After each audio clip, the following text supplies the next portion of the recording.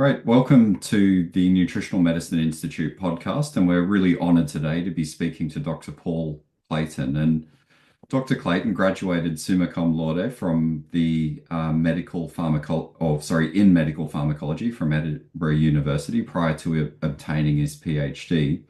He's a former chair of the Forum on Nutrition and Health in the UK and senior scientific advisor to the UK government's Committee on the Safety of Medicines. He was a fellow of the Institute of Food, Brain and Behaviour, that's Oxford, and works with leading doctors, clinicians, scientists at centres of clinical expertise in many different countries, designing and supervising preclinical and clinical trials of pharmaco-nutritional interventions.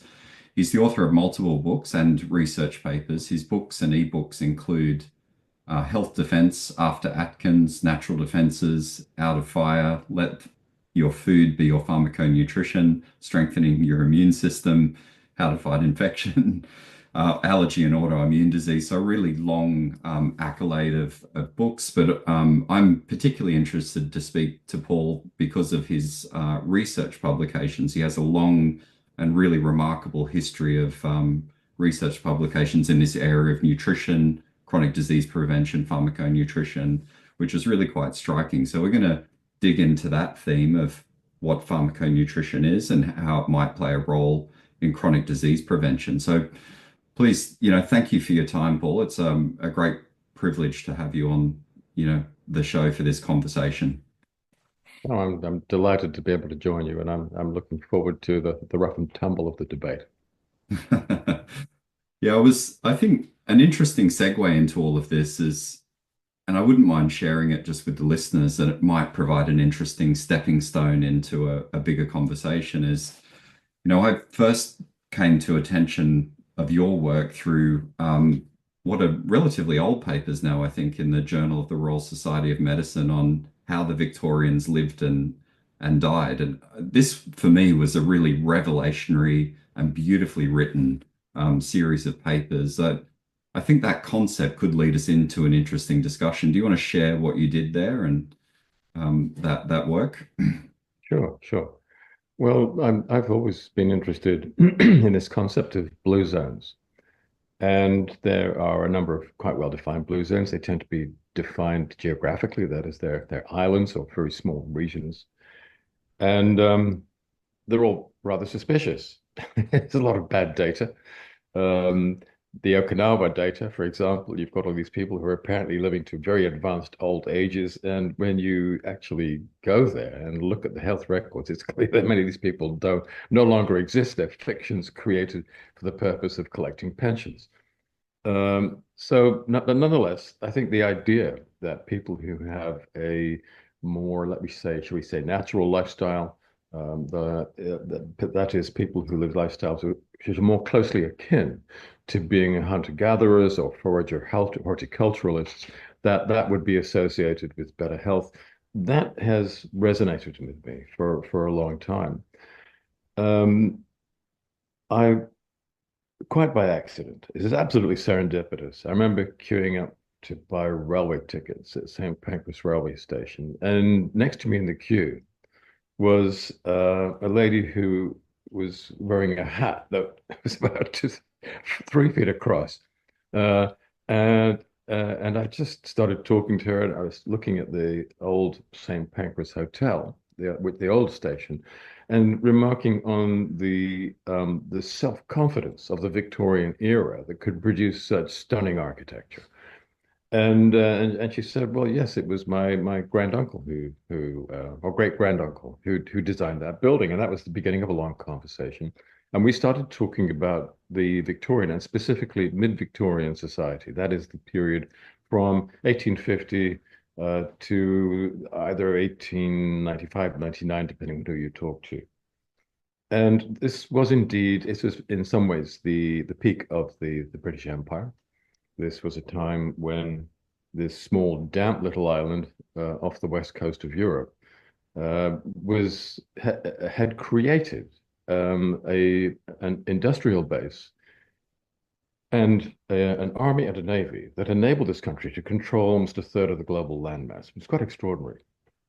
And I was really curious about that. I wanted to know how this was possible. She was a historian. This was her speciality. And we started talking about what were the aspects of the lifestyle and the diet in the second half of the 19th century that made such a thing possible. Now, in medical circles, there had long been this idea that life had been in a rather Hobbesian, short and brutish, that people simply didn't last very long. And it's only thanks to the miracles of the modern medical profession and the pharmaceutical industry that we enjoy the great good health that we do. It's completely untrue. It's self-serving, modernist nonsense. If you look at previous times, and the mid-Victorian is one such, there's other, by the way, blue zones, which are similarly islands defined in time, not geographically. There are others, but perhaps we don't have time to go into those. So we started talking about this, and she said, well, yes, life expectancy, if you start from birth, doesn't look so good in that period, but let's take life expectancy from the age of 5. So you filter out, the perinatal mortality and infant mortality, which was very high. One child in, I think, 4 didn't survive to their 5th birthday. So people had lots of children. They didn't have the same relationship to their children that we do, didn't invest quite so much in each individual child as we do today. So all kinds of, differences there, different psychodynamics, different family structures, different expectations. And it turns out that if you measure life expectancy from the age of 5, it actually matches life expectancy really well. Especially if, when you do your comparison, you compare life expectancy at that time in a population which is very flat. So most people are involved in what you would call occupations which are more to do with manual activity. So they're C's and D's, right?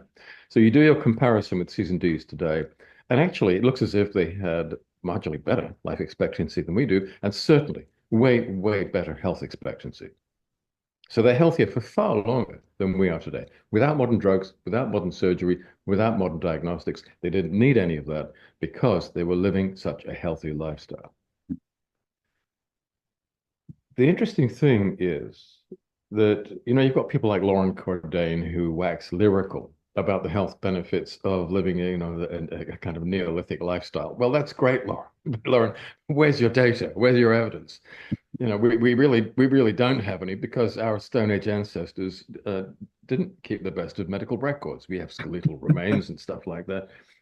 But the mid-Victorians they constitute a culture that documents itself obsessively. And not only that, it's the birth of the age of photography. So we know their date of birth and their date of death. We know how long they lived. We know what they ate. We know what was being produced by the agricultural sector of the time. We know how much food was being transported from the country into the city where the toiling masses are huddling and working. And the doctors of the day are slaughtering their patients in large numbers. They can't do anything really very useful for them. But the one thing they do to compensate for this dreadful inadequacy is they do autopsies. It makes them feel that they're somehow special. And so even your country GPs, even remote out of the way areas, are doing 2, 3, or 4 autopsies a week. And they get really good at them. So I've been through, Judith and I, that's my colleague, the historian. We went through a lot of these, and we were able to see very early on that the doctors of the day were absolutely capable of diagnosing things like, cancer or heart attacks, things like that, or neurodegenerative diseases, Alzheimer's or Parkinsonism, at the point of death. They could see, these pathologies at a point where they were quite gross and the cause of death without a problem. They did so without prejudice. So we go through all these records, and they knew all these diseases. They wouldn't use quite the same terminology that we do, but they could recognize them. They're diagnosing them, they're picking them up, and they're there, but at very low levels in a population that is living as long as we do today. In fact, the levels that they're seeing these pathologies are approximately 10% of the levels that we see today. Now, that 10% is a very important figure because it's telling us two things. It is suggesting, I would say, and I'm putting it mildly, that about 90% of the burden of ill health that we see today that fills our long stay wards in our hospitals, and by the way, supports a pharmaceutical industry that is economically healthy, but in no other way healthy. Um, Sorry about the background noise. Um, Sorry, I got distracted. What was I saying? Help me out here. Prompt me.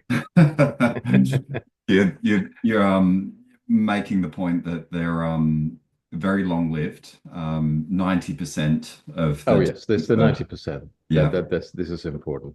yeah, So it suggests that 90% of the burden of public health could be avoided, prevented, postponed, or foreshortened. But the 10% is important in another way, and this is something I've often talked about. If you ask a neurogeriatrician, an oncologist, a cardiologist, yada yada yada, what percentage of your patients have strong genetic risk factors, what do they say? yeah, It's about 10%. yeah, yeah, And what I take this to mean is that if you're eating a healthy diet, living a healthy lifestyle, it's only those people with genetically, really deterministic, strong risk factors that will progress to clinical pathology. Everybody else is protected. I think what has happened is that there's multiple protection that the Victorian diet and lifestyle conferred has been gradually removed. The tide has moved further down the beach. Many more of us are exposed. And so, starting from that sort of way of looking at it, I then began to ask the question, well, what is it that we've lost? What is it that has changed in our diet and lifestyle as we have moved from a diet that consisted largely of unprocessed and some very basically processed food to the industrial kibble that we are fed today and that we remarkably and completely irresponsibly feed our children? What's actually happened? What's that done to us? mhm, Now, you could start by asking, what are the things that are present in the modern diet? Is it this additive? Is it that emulsifier? Is it these heavy metal? Whatever heavy metal might be determined to be. And I don't think that's very helpful because when you look at the food universe and the contemporary environment, there are so many variables that are at play here, and it becomes extremely difficult. I think almost effectively impossible to single any one of them out. And I yeah, think the attempt to single one of them out is itself reflective of a posterior model of healthcare that is not helpful and not appropriate. I think instead, the question that might more productively be asked is this new environment, are there a smaller number of ways in which it damages us and impairs our medium and long-term health prospects? And when you ask that question, and it's all about asking, eventually stumbling along across the right question when everything else has failed, that you begin to see, well, maybe there is a small subset of drivers of disease against which one could subsequently develop antidotes. So this is really very different to the way in which the supplement business, the nutritional business routinely goes to work. I could list for you maybe between 80 and 90 different chronic degenerative non-communicable conditions, all of which have increased in frequency since the 1950s and certainly since let's say 1880. All of them have increased in frequency, and almost everyone, apart of course from the spectrum disorders, all of them have decreased in latency. And one very obvious example of this is type 2 diabetes, which when I went to medical school in 1968 was taught to me as a disease of old age. mm, And the average age of onset has fallen and fallen and fallen. Now we see teenage diabetics, we see preteen diabetics with type 2. And in this age group, remarkably, in North America, type 2 has for the first time increased to a point where there are more children presenting with type 2 than with type 1. I mean, this is historically, absolutely, we've never seen anything like this before. And it speaks to the profound malignancy of the modern industrial diet. But I could make similar cases for dementia. Average age of onset of dementia has fallen by a couple of decades. I could pick out, let's say, if we go a different direction, the autoimmune diseases. Again, when I went to medical school, I was taught that these were relatively uncommon. They're now one of the most common causes of morbidity that are out there. Not only that, but there are more of them. Again, in 1968, I was taught that there were, I think, sort of 14 or 15 of them. There's now over 110. And on current trends, when you look at anti-nuclear antibodies, it looks as if that trend is going to continue. Mm. So all of this is getting worse. This is a pretty gloomy picture. What factors could be contributing to this? Well, everybody knows chronic inflammatory stress is one. Okay, we know that that's a driver of many of these chronic degenerative diseases. Why is that? Because at the end of the complex cascade of factors that occurs in chronic inflammatory stress, you end up with the excessive release of a group of highly destructive enzymes into the intracellular spaces. These are the matrix metalloproteases. They contribute to degradation and destruction of the ECM in the affected tissues, which leads to disorganization and disrepair, and then finally dysfunction of the tissue that is affected in this way. That's one of the core symptoms, I would suggest, of many of the chronic degenerative diseases. At the same time, the modern diet causes a pattern of malnutrition, which is very often referred to as type B, certainly by me, because I coined the term 40 years ago. And that is distinct to the rather, slightly ethnocentric, dare I say it, pattern of malnutrition type A, which is, you're typically your starving kid in Africa with a pot belly who's got kwashiorkor, and where you might have scurvy, beriberi, or pellagra, complicating the situation. No, what we're talking about is a situation instead where, because we're eating a lot of ultra-processed foods, which have a very low nutrient density, and at the same time, we're living a lifestyle which is characterized by extraordinarily low rates of physical activity. I mean, the typical urbanite, metropolitan subject, a desk driver, is getting by at about 2,000 kilocalories a day. That's half of what we were eating in the 19th century. Mm. So we're eating less food. It contains a lower nutrient density. And so we end up with a multiple pattern of depletion. This is not deficiency, but we're depleted in many of the vitamins and trace elements. Not just that, but also in a wide range of phytonutrients, which we know are important for our long-term well-being. Yeah. And I could throw in various fiber types, and I could add to that the conditionally essential amino acids and amino sugars, and I could add to that, let's say, the suppliers of hypothionous, cyanus groups, which are important for our innate immune system. The list goes on and on. Type B malnutrition, you're low in everything. What that means is chronic inflammatory stress is breaking down the matrix, the ECM, rather more than it should. You don't have the cofactors and catalysts you need to rebuild it, which contributes to a further exacerbation of this net catabolic condition, leading to the destruction over time of bone, osteoid, I should say, or cartilage, or arterial wall, or nerve cells that is at the heart of most of the NCDs. So 2 strikes. There's 2 more to come. Yeah. Third strike. Yeah, no, it's brilliant. I'm just want to capture for a moment an element of this and dive a little bit deeper. I think one of the, you obviously understand a lot better than me because you were involved in this work, but one of the beautiful things you did in that work, analyzing, the Victorian, health outcomes and diet, etc., is you were able to predict physical activity levels, nutrient intake, caloric intake. Can you give listeners a bit of a picture of what the disconnect is between that lifestyle pre or at the time of industrialization to now, and how that relates to your concept of type B malnutrition? Oh, sure. Well, let me first of all credit my co-author, Judith Robotham, who's an extraordinary historian. And this was a wonderful collaboration. I don't think neither one of us could have written those papers on our own. So I'll give her as much credit as I possibly can.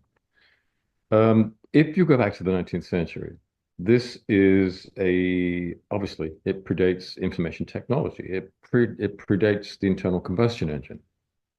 So, all the work that they're doing is manual. They're working with their backs and with their hands. And, we work with our fingers because we use keyboards all the time and we sit in our asses while we're doing it. Now, if you look at, let's say, the people who are at the very bottom of the mid-Victorian socioeconomic pecking order, and now I'm talking about the navigators. So these were itinerant laborers.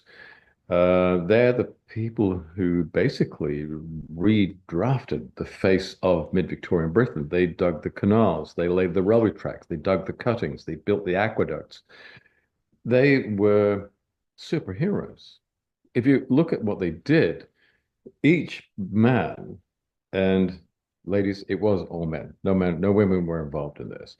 If you looked at what each man was expected to be able to do, each person was supposed to be able to dig from below their feet to above their head 20 tons of earth, rubble, and rocks a day. I mean, this is amazing. Nobody could do that today. So they obviously had to be extremely strong, extremely resilient, fantastic stamina, super fit. How did they do it? Well, they're eating enormous amounts of calories. We looked at the menus, we looked at what they ate. It's between 6,000 and 7,000 calories a day. To put that into perspective, that's a bit like a modern Olympic super athlete, pentathlete, perhaps, or a swimmer. But what are they eating? Well, there's no pizzas involved. They're eating basically unprocessed food. It's what you can hunt and feed, farm and forage and catch. So it's meat and veg and fish. The only processed foods they are really eating large amounts of would be, I suppose, bread and butter and cheese, very basic food processing. So these are foods with, by and large, a high nutrient density and a low calorie density. Whereas the industrial foods are characterized by a high calorie density and a low nutrient density. So this is a very substantial part, one of the reasons why we have lost their amazingly good health. Mm. Now, I don't know whether that's enough to help you to put it into context. No, And that I'm not saying that we all have to become navigators and go out and start digging ditches and building railway bridges. We don't have to. What we have to find a way of doing is to incorporate the nutritional profile of that mid-19th century, mid-Victorian diet, finding ways of incorporating it into or shoehorning it into the modern 2,000 kilocalorie a day diet. And that's easy to do if once you format the question in that way. And that's what the fundamental aspect, the core of the work that I'm doing consists of. hmm Yeah, that's beautifully put. And I think there's a really critical lesson in that. I think it's not a widely understood concept that the disconnect between modern industrialized diets and pre-industrial in terms of nutrient density was so enormous that the proportional amount in those calories that were consumed versus today is really magnifies that intake significantly. It's It's a remarkable. Yeah. dramatic deterioration. And the for those of you who own pets, you might be interested to know that the animals that live most closely together with us, companion animals, they've suffered as well. So Mm. if you go back through the records, which are not very good, I freely admit that, the animals such as cats, perhaps where the dogs are slightly more better documented, they now have an extremely high incidence of all the same diseases that we do: heart disease, dementia, cancer, arthritis.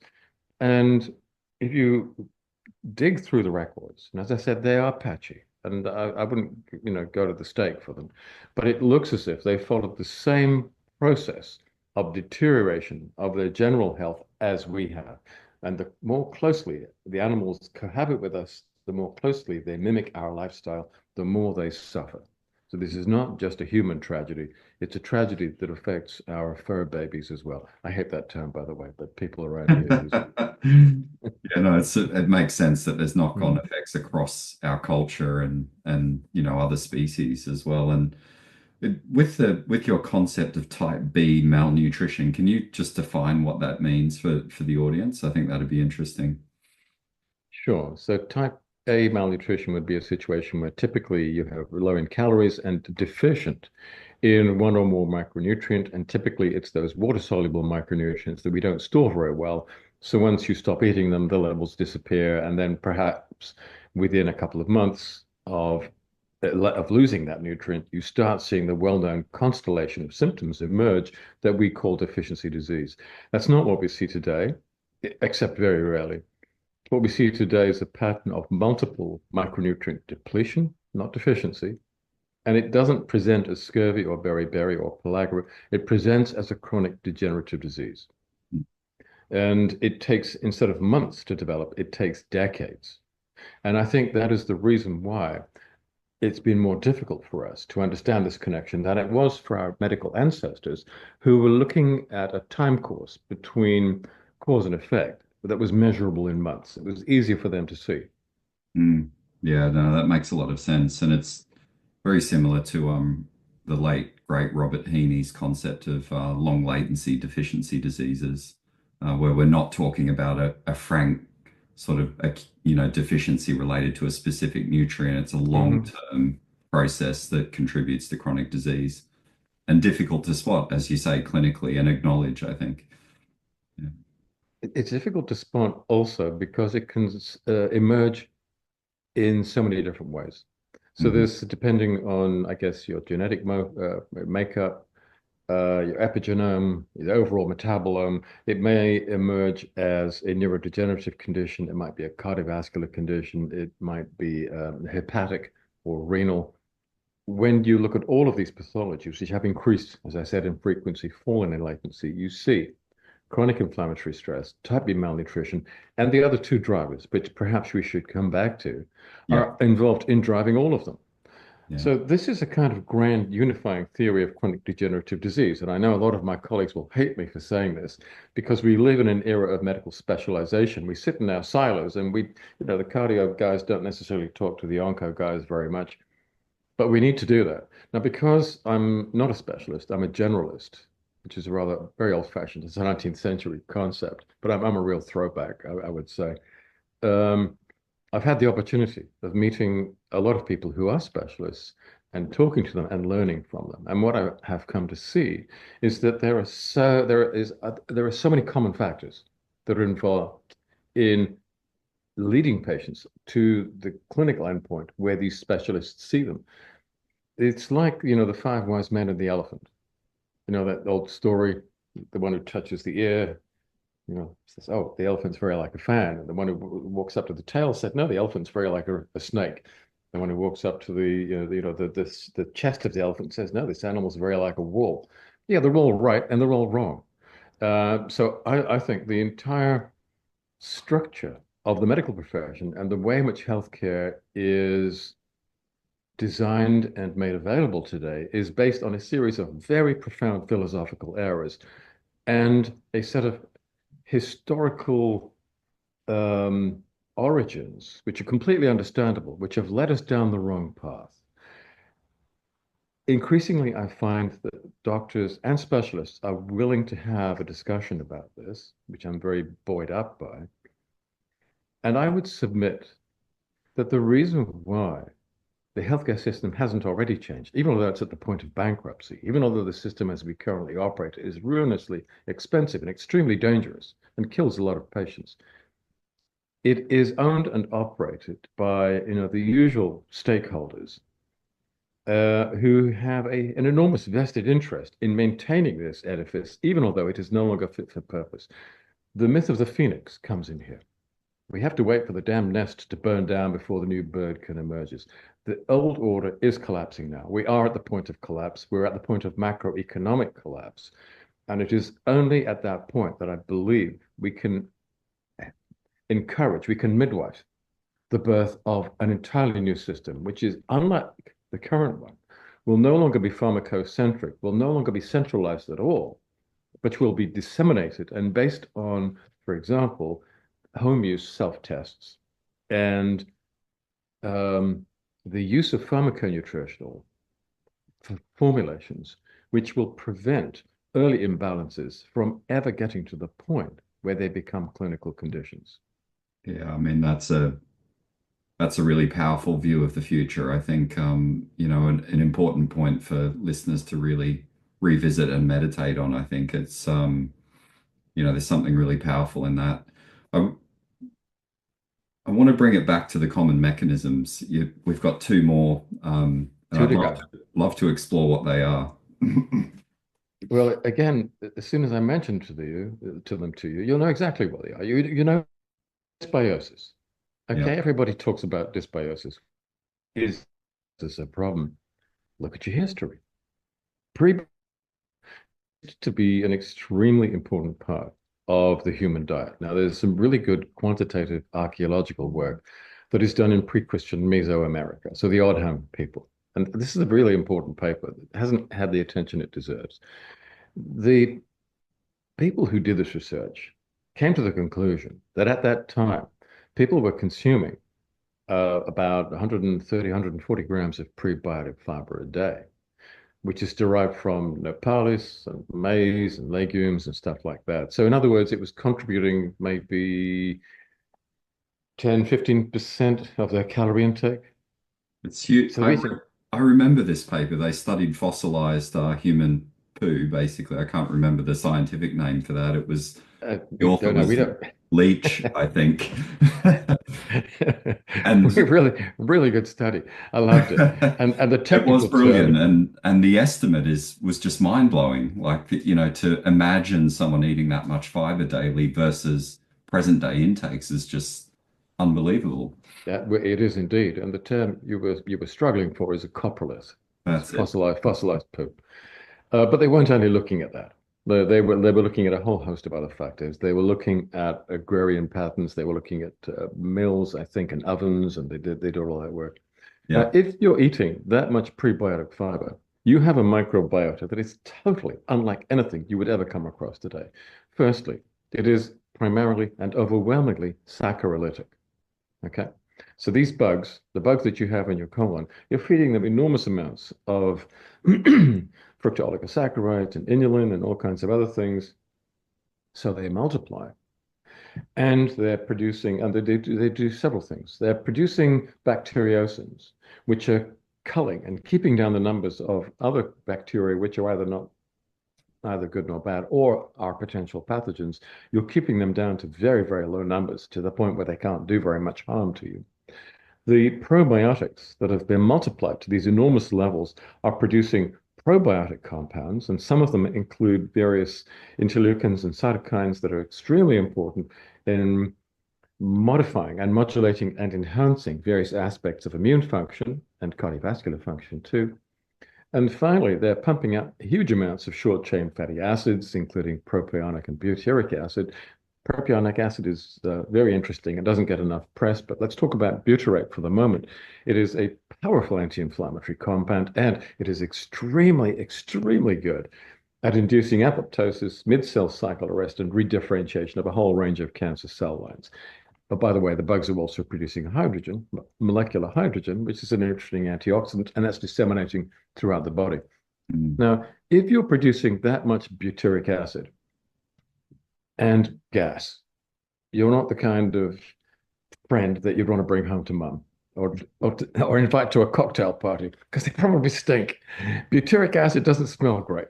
Okay, you know the smell of it? It's sort of Yeah, rancid. yeah, it's pretty rancid. Yeah, But everybody around you smells the same way. You know, you probably can get over that. And you might not even notice it. yeah, But the point is that these people had a microbiota and therefore colonic epithelial barrier function that was entirely unlike ours. And I don't think they had any IBS, IBD, fatty liver disease, or MASLD, or a whole range of other pathologies where we know that dysbiosis plays a role. yeah. Now, we don't know, frankly, very much about their health prospects. Again, health records are not great. So let's come further ahead in time to the mid-Victorians. And that's why I like the mid-Victorians so much. They were like a stepping stone between this golden but undocumented past and our unhealthy present. Hmm. They're consuming, as far as we can work out, maybe 30 to 40 grams of prebiotic fiber a day, now from different sources, still pulses and legumes, but also a lot of a couple of other things which are we don't use or consume very much now, but very specifically the Jerusalem artichoke. So this is not the globe. This is not the artichoke that grows up like a flower. It's more like a mutated potato. So Yeah. it's a tuber, which more people should know about and more people should grow because it grows like a weed. Just put Yeah. down one tuber and then it'll take over your garden. It's delicious. You cook them, you boil them, you mash them with a little milk and salt and pepper or whatever, and add flavorings. It's beautiful, and it's almost 35% by weight, by dry weight, prebiotic fiber. The Victorians loved these. They ate a lot of them, Mm. so they were eating lots and lots of prebiotic fiber. Not as much as the old home people in pre-Christian Mesoamerica. Still significant amounts. When we look through the medical records, what is that doing to them? And this is where it gets interesting. Can't see any IBS. I can't see any IBD. Yes, colorectal cancer, but at such low levels that the doctors of the day could clearly see that this was an inherited condition. It only occurred in families which had strong risk denoting genes. And that touches on the point I made earlier. It's difficult for a practicing GP now to sort of work out, is this genetic or not? Because the levels have risen to the extent that the genetic component is quantitatively, it's no longer important. It's drowned Mm. out. Back in the day, that's all the doctors saw. And we went through the medical textbooks and that comes out again and again and again. Mm. Where are we now? That makes sense. Hereditary diseases are really, it's a non-significant phenomena anymore because the diseases are so prevalent. I That's never exactly thought of my it like point. that. That's That's exactly my incredible. point. Where we are is moving into the next common mechanism. Well, I'd no, love, can I just love to finish? get Can I just finish that one driver? Because fiber we and need to, prebiotics. Yeah. yeah, because we need to sort of analyze, Wrap it up. Yeah. the contemporary situation. How much prebiotic fiber do we eat today? Yeah. And the again, the data is not as good as I would like it to be, but from what I can make out, it's probably around 5 grams a day. Yeah. So we've gone from 135 down to 30, down to 5. And now, what does that do to your microbiota? Well, the saccharolytic species, the species that depend on these fibers to ferment and to breed, they're starved and their numbers are way down and they're being replaced by, well, proteolytic species. Hmm. The fiber isn't there. They've got to eat something. What do they eat? Well, protein. Where do they get that from? Not from your food, because the proteins you eat are digested and absorbed in the small intestine. So a lot of these microbes eat mucin, Mm. use polyglycosylated proteins, rather unusual proteins that build up the mucus layer. And so they are mucus destroyers. And with one or two exceptions, Akkermansia mucinifera is an odd one out. But most of the other mucinolytic or mucus destroying bacteria are a problem because what do? They're eroding the mucus layer and they then come into direct contact with the colonocytes, our own cells that line the large intestine.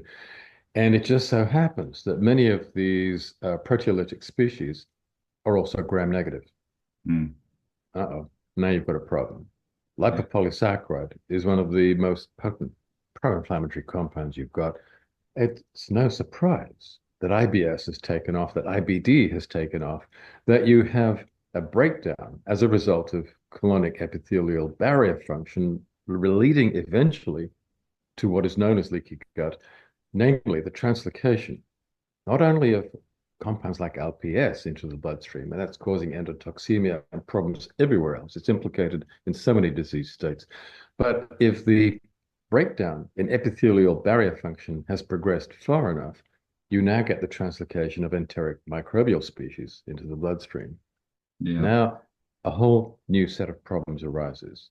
Yeah. What happens is that some of these microbes are disseminated into other tissues, and some of them are able to find a new home intracellularly. Now you've got host tissue, let's say it's in the thyroid, or let's say it's in the pancreas, or in the synovium around a joint. You can see where I'm going with this. It's expressing, the cells are still, they're not necessarily, the host cells are not necessarily being too badly damaged, but they are starting to express fragments of these microbes on their surface. Along comes your immune system. And it says, hey, there's an infection here, starts trying to kill off the infection, and our cells become innocent bystanders. They get caught up in the crossfire, and now we have what has been traditionally thought of as an autoimmune condition. Now, I'm no immunologist, but I've read enough immunologists to know that many of them don't believe that it's possible, technically, for a real autoimmune disease to occur. I'm agnostic on that. I think, but it seems also clear to me that at least some of the conditions we have thought of as autoimmune are not necessarily autoimmune in the classical sense at all. There are, in fact, signs of an immune system that is attacking a target that is actually appropriate, but is in the wrong place. Yeah. Yeah. So And more like also inflammatory rather than, yeah, that makes a lot of sense. but it's not auto-inflammatory at all. Oh, I of mean, course. Yeah. our cells are simply being caught up in what would In the otherwise be crossfire. a legitimate immune activity. Yeah. So I would say that dysbiosis is the third driver, and the fourth is this terrible problem that we have of glycemic overload, or more accurately, glycemic mismatch, which is characterized by a diet which has very large amounts of carbohydrates, either digestible starches or sugars, ending up in glucose being poured into the bloodstream. That's on one side of the equation. And because we're so physically inactive, which I referred to earlier, we're not draining enough of that glucose. Now, people talk about, the liver and glycogen and all that, but that capacity is very limited. All throughout history, the major glucose sink has been skeletal muscle, but we don't use it enough. So these two factors together, I think, are sufficient to account for the increasing incidence that we see of hyperglycemia, hyperinsulinemia, metabolic syndrome, type 2 diabetes, and the acceleration of the aging process that inevitably then follows in its train. I think that the latest data coming out of North America says it's less than 10%, it may be 7%, if I remember the data correctly, of the population do not have metabolic skew. 93% of the population do. And you see that in the public health figures for type 2 diabetes and metabolic syndrome. It's a disaster. We cannot continue in this way. We can continue treating people with drugs. This is hopelessly inappropriate. For heaven's sake, people, let's get the food universe configured in a less inherently dangerous condition. Mm. That's what we have to do. Yeah, absolutely. I mean, firstly, I want to say that was beautifully articulated, like, some very complex concepts there that you've just walked through and painted a wonderful picture of from an evolutionary perspective through biology, through, modern research. So, thank you. That was a great privilege. And I think with that big picture in mind of, common mechanisms, that you've painted driving this disease epidemic, the question I have for you is what do you see as the future? Like what's the road out of it? And, if you're the man with the crystal ball and a vision grounded in this work for many years, where do you think we can go? The crystal ball. I think that we have a number of potentially divergent futures. I think that certainly in the West, we have a generation of extremely incompetent, I mean, thoroughly mediocre political caste that has taken no responsibility for any of this and clearly is not really interested in the welfare of the masses of their electorates. Has become completely detached from them. And as a result, you have a food industry that has allowed to behave in a way that is grotesquely irresponsible, and where they privatize their profits and socializes the costs, which fall on our shoulders. And I think this is a situation that should not be allowed to continue. And to give credit where it's due, Dame Elizabeth Chen, who was the former head of the WHO, saw this very clearly. And she had a background in public health, by the way. I think she was out of Hong Kong, if I remember. And she called for a meeting of the major food companies at the WHO headquarters in Geneva about a decade ago. And at that point, she said to them, listen, you're causing a lot of ill health here, and you've got to do something about it. And if you don't, we're going to put health warnings on your products the way we've done with cigarettes. Mm. And the end result was she was out within a year because the the food industry and their brothers in arms, the pharmaceutical industry, have extraordinarily deep pockets, high-flying lawyers, and they get rid of her and they put in the current placeholder, who's probably a war criminal. That's again, it's another rabbit hole we could dive down on some other occasion. Yeah. And what has happened is that the food companies have been allowed to proceed apace, and they are poisoning us. And if that isn't enough to stir you into action, consider the fact that they're also poisoning our children, who are, if anything, being more damaged by this than we are because they eat more ultra-processed food than we do. In North America, children are now consuming, I think, more than 2/3 of all of their calories in the form of ultra-processed foods. And this is very much the pattern that we see developing in the other OECD nations. Yeah. So it becomes, in the end, I would say it's a political and an economic interlocking set of problems. The obstacles between where we are now and much, much better individual and public health, I believe, are no longer scientific or even technical. They're political and economical. Mm-hmm. If we don't resolve those problems, we are going down the road towards a really very dark future where we will see not only these diseases continuing to increase in frequency, but we're also going to see public IQ, average IQ falling, impulse control falling, motivation falling, people with more and more children presenting with the signs of neuroinflammatory stress, which include anxiety, depression, proneness to addiction. We see this acting out in countries all around us. We see this happening in our own communities and all too often, sadly, in our own families. That's one future which I think is a very dark one. I hope we don't go down that road. Another future is where the pharmaco-nutritional concepts and the antidotes that I've developed start to receive wider recognition, and that is starting to happen, and are eventually incorporated not only into pharmaco-nutritional formulations, which is the basis of a very successful international business, multinational business at the moment, but eventually I want to see them integrated into food manufacture and taken up by the major multinational and national food producers.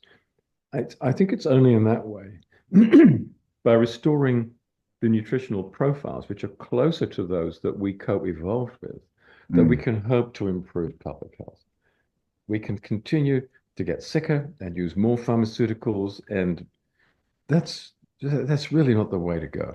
The pharmaceutical industry would like you to think that it is, and because they influence medical curricula, still doctors are coming through the medical system believing all of this. But those doctors who step back from the front lines just a little bit and look at the history and look at the evolutionary arguments, then I think what I'm becoming aware of is that more of them are coming around to the dark side, which I represent, and starting to think maybe if we get the nutritional foundations in place, we won't require so much of this crisis management post hoc, pharmacocentric medicine that dominates the playing field today. Yeah, no, that's really beautifully put. I think you've really captured that macro view of what really needs to change at a public health level, and how politics are intertwined with that, but also the food industry, and also brought us into like clinical relevance as well, like thinking about pharmaco-nutrition as a model that could potentially supplant drug therapy, basically, as a way to modify disease and risk.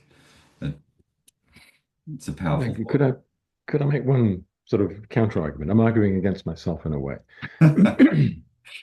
I think that any doctor will say, when a patient comes to us with pain or disability, we have a duty of care to them.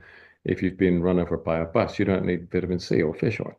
There is a role. There is absolutely and genuinely an important role for emergency management, reactive management, and pharmaceuticals are really good at that.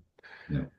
And modern medicine, I think its finest example is in the golden hour. It's actually in acute and emergency medicine. It's fantastic. But it's when you use pharmaceuticals, not just initially, but then chronically, that's when the problems start to emerge because you're not, first of all, treating the underlying causes of the problem, which inevitably continues to progress. But you're also exposing that patient, the longer you use these pharmaceuticals, to an increasing risk of adverse effects. My feeling is that the best way to approach this is, firstly, if people are still healthy, or at least they only have preclinical disease, that we can head off at the pass using pharmaco-nutrition. For people who come through that and present with clinical symptoms, yeah, by all means, absolutely use pharmaceuticals to manage the symptoms of those conditions, but at the same time, introduce into the system the pharmaco-nutritional principles, which will start to rectify the underlying pathology. And then over time, the requirements for the pharmaceuticals will diminish. And perhaps in a relatively short period of time, you'll be able to stop using them altogether, which is much safer, much better for the patient, and much cheaper. Mm. Can I just say that the company for which I developed the antidotes for those drivers of disease is now, and don't have to mention any names, we are seeing in over 100 countries, 140 countries by now, that when you use this approach, that the majority of the people who go into this pipeline will become, over time, the symptoms of their lifestyle conditions become less frequent, less severe, and then within, let's say, 12 months, most of them become pharmaceutically independent. So there's always going to be a place for pharmaceuticals.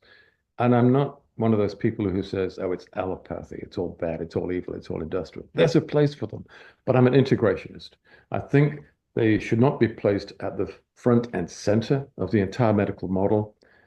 They should be used judiciously, kept in reserve for people who eventually need them, and kept also in reserve for the short-term management of acute symptoms. That is where they are best utilized. Yeah, no, that makes perfect sense. And I think for a lot of our listeners, this is a really logical thought process that, ties in with a lot of the way they're thinking. But I think what's easy to miss here is how different this is to current healthcare. What you're really proposing is something quite revolutionary in a sense versus the reality of what's happening out there at the moment. So really appreciate that. It's a very heroic vision of the future that has huge potential to make a big difference to people's lives. But there's a lot of work to be done to really actualize this. That's true. And it's incredibly difficult. I mean, I'm trying to change an entire system of healthcare here. So my friends refer to me as Don Quixote, tilting at the windmills. And the last time I went to Moscow, my hosts took me to the Bolshoi Ballet, and it was Don Quixote the opera, which I thought was a very nice touch. And Don Quixote is I mean, Cervantes is a wonderful writer. He's really, really funny, and I don't mind being compared to Don Quixote. But I think that this particular Don Quixote, I believe that in the end we will win. At the moment, the pharmaco-nutritional companies are, the little woolly mammals trying to survive under the feet of the great pharmaceutical dinosaurs. But I can see a change coming. It's actually already starting to happen as the macroeconomic environment continues to deteriorate. It's very clear we can no longer afford to operate a pharmacocentric model. It's ruinously expensive. In the United States, I think they spend about 19.7% of GDP on healthcare. Yeah, you can't sustain that. And the EU nations are sort of going in the same direction. We have to find a system that is more cost effective, that is more effective, and is kinder. And pharmaconutrition is all of those things. Yeah. Thank you for your time, Paul. It's really been a huge honor to get into this conversation with you. And I thank you on behalf of the listeners as well for taking time out of your wildly busy schedule. I know and fully appreciate how busy you are. And again, a huge thank you. No, thank you, Ben. Thank you for having me on your podcast. And to be honest, I didn't know a whole lot about you guys beforehand, but I hope our paths cross again. Yeah, it's been a pleasure, and I'm sure they will. Thank you. Until next.